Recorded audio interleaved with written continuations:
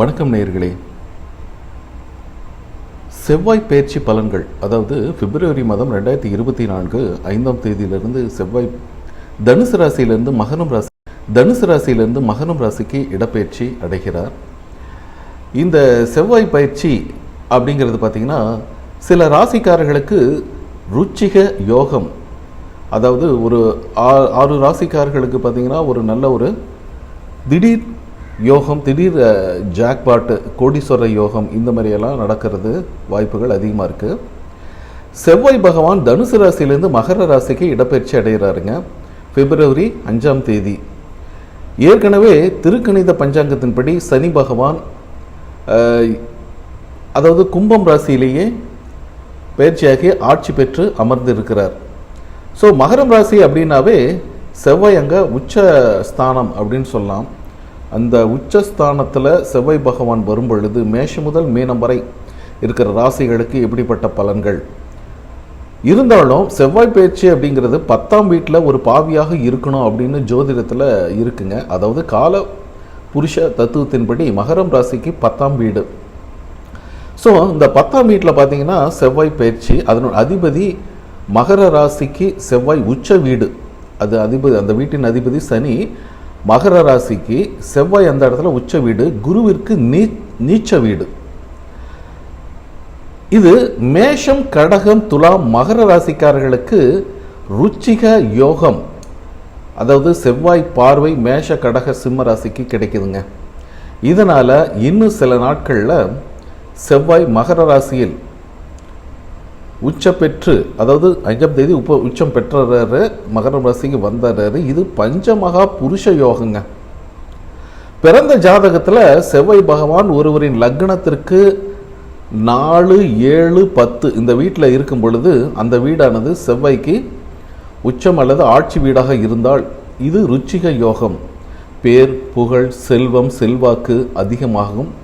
அரசாளும் யோகம் அப்படிங்கிறதெல்லாம் கூட தேடி வரக்கூடிய ஒரு அமைப்பு. ஏன்னா நல்ல ஒரு கெத்தாக இருப்பாங்க, நல்லா பவர்ஃபுல்லாக இருப்பாங்க.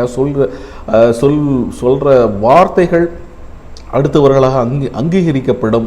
உடல் வலிமை மட்டுமில்லாமல் மன வலிமை, மன திடம் உண்டாகும். அதே மாதிரி இயலாதவர்களுக்கு தன்னால் முடிந்தவரைக்கே கொடுக்கின்ற ஒரு தயால குணம் அப்படிங்கிறது இவர்களை பொறுத்த வரைக்கும் நிரம்பி இருக்கும் அப்படின்னு சொல்லாங்க. இந்த செவ்வாய் பயிற்சி இந்த 12 ராசிக்காரர்களுக்கு என்னென்ன பலன்கள், மேஷம் ராசி முதல் மீனம் ராசி வரை எப்படிப்பட்ட பலன்களை இந்த உச்சம் பெற்ற செவ்வாய் பகவான் கொடுக்க போகுது அப்படிங்கிறது இந்த பதிவில் பார்ப்போம். நம்மளுடைய சேனல் இது வரைக்கும் சப்ஸ்கிரைப் பண்ணாதவங்க தோழர்கள் சப்ஸ்கிரைப் பண்ணி எனக்கு ஆதரவு கொடுங்க. உங்களுடைய ஆரோக்கியமான கமெண்ட்டு கொடுங்க. பிடிச்சிருந்தால் லைக் பண்ணுங்கள், பிடிக்கலன்னா டிஸ்லைக் பண்ணுங்கள். ஓகேங்களா? வாங்க இந்த ராசிக்காரர்களுக்கு எப்படிப்பட்ட பலன்கள் இருக்கும் அப்படிங்கிறத பற்றி பார்ப்போம். செவ்வாய் பயிற்சி 2024 மகரம் மனையில் இடப்பெயர்ச்சியாகும் செவ்வாய், உச்சமாகும் செவ்வாய் கடகம் ராசிக்காரர்களுக்கு எப்படிப்பட்ட பலன்களை கொடுக்க போகுது அப்படிங்கிறத பார்ப்போம். கடகம் ராசிக்காரர்களை பொறுத்த வரைக்கும் இது நாள் வரைக்கும் 6ஆம் வீட்டில் சுக்கிரன் புதன் உடன் அமர்ந்த செவ்வாய் பகவான் இனி உங்களுக்கு 7ஆம் வீட்டில் சூரியனோடு அமரப்போகிறார். சூரியனும் செவ்வாயும் சேர்ந்து நேர் சம சப்தம பார்வைகளாக உங்களுடைய கடகம் ராசியை பார்க்க போறாங்க. உச்சம் பெற்ற செவ்வாய் உங்களுக்கு ருச்சிக யோகத்தை தரப்போகிறார். ரொம்ப ரொம்ப பாசிட்டிவ் மன அதிர்வுகளோடு, மன அலைகளோடு, உற்சாகமாக, புது பொலிவுடன், புது தெம்புடன் இருக்க போறீங்க. மன மகிழ்ச்சி, சந்தோஷங்கள் நிறைந்த காலமாக இந்த காலம் மாறப்போகுது அப்படின்னு சொன்னா அது மிக இல்லைங்க. உங்களுடைய உடல் ஆரோக்கியம் நல்லபடியாக இருக்கும். காலங்காலமாக கொடுத்து கொண்டிருந்த உடல் வலி, வேதனைகள், சில தொந்தரவுகள் மறைய போகுது. மாணவர்களை பொறுத்த வரைக்கும் பார்த்தீங்கன்னா காம்படிஷன் எக்ஸாம் இதெல்லாம் எழுதி பாஸ் பண்ணி அருமையான மருத்துவராகவோ காவல்துறை பணியாளராகவோ மாறக்கூடிய ஒரு சந்தர்ப்பத்தை கொடுக்க போறாரு செவ்வாய். குடும்பத்தில் மனமகிழ்ச்சி, சந்தோஷம், ஒரு குதூகலம், ஒரு நல்ல ஒரு செய்தி வந்திருக்குதுங்க, நல்ல ஒரு வாய்ப்புகள் வந்திருக்குங்க, நல்ல ஒரு சந்தர்ப்பம் கிடைச்சிருக்குதுங்க, இதை நம்ம சரியாக பயன்படுத்திக்கணும் அப்படிங்கிறதுனால மனசு நல்ல ஒரு குட் வைப்ரேஷனோட இருக்குங்க. உங்களுடைய குழந்தைகளுக்காக அதிகமாக செலவு பண்ணுவீங்க. அவர்களுடைய முன்னேற்றம் கருதி அதிகமான பயணங்களும் காணப்படும். அதன் மூலமாக நீங்கள் உற்சாகமாக இருக்க போறீங்க. கணவன் மனைவியிடையே சின்ன சின்ன வீண் விவாதங்கள், தேவையில்லாத ஒரு அன்வான்டட் ஆர்குமெண்ட்ஸ் இதெல்லாம் மறைய போகுது. வீட்டிற்கு தேவையான நல்ல அழகான பொருட்களை வாங்க போறீங்க. வீட்டை ரம்மியமாக வச்சுக்க போறீங்க. ஒரு நல்ல ஒரு கார்டன் மாதிரி, ஒரு பூங்கா மாதிரி வீட்டுக்குள்ளே நுழைஞ்சாவே ஒரு சந்தோஷ கலை அப்படிங்கிறது கிடைக்க போகுது.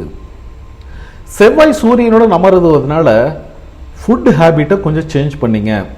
அமிலம், காரத்தன்மை மிகுந்த உணவு வகைகளை எடுத்துக்கொள்வது சரி வராது. ஸோ அந்த விஷயத்தில் கொஞ்சம் கவனமாக இருங்க. நல்ல ஒரு அதிர்ஷ்டத்தை தரும் வியாபாரத்தில் எதிர்பார்த்த நல்ல நன்மைகள், வருமானத்தை விட செலவுகள் கொஞ்சம் அதிகமாக தான் இருக்குங்க. இருந்தாலும் நீங்கள் அதை மனமும் செய்ய போகிறீங்க. பாக்கெட்டில் பணம் வந்தால் தான் செலவு பண்ண முடியும். ஆகா, பணமும் வரும், செலவும் இருக்கும். தொலைதூரமாக பயணம் செய்து உங்களுக்கு தேவையான அமைப்பை நீங்கள் பெறுவீங்க. இருந்தாலும் உங்களுடைய ட்ராவல் அப்படிங்கிறது ரொம்ப சந்தோஷமான ஒரு அமைப்பாக தான் இருக்கும். நல்ல வெற்றி செய்திகள் தேடி வரும். பொதுநல தொண்டில் ஈடுபடுபவர்களுக்கு, அரசியல் தொடர்பு உடையவர்களுக்கு நல்ல ஒரு பதவி உயர்வு, பொறுப்புகள், ரெஸ்பான்சஸ், வாய்ப்புகள், டைரக்டாக அரசாங்கத்தோட தொடர்பு கொள்ளக்கூடிய ஒரு வாய்ப்பு, வெற்றிகள் இதெல்லாமே கிடைக்க காத்திருக்கு.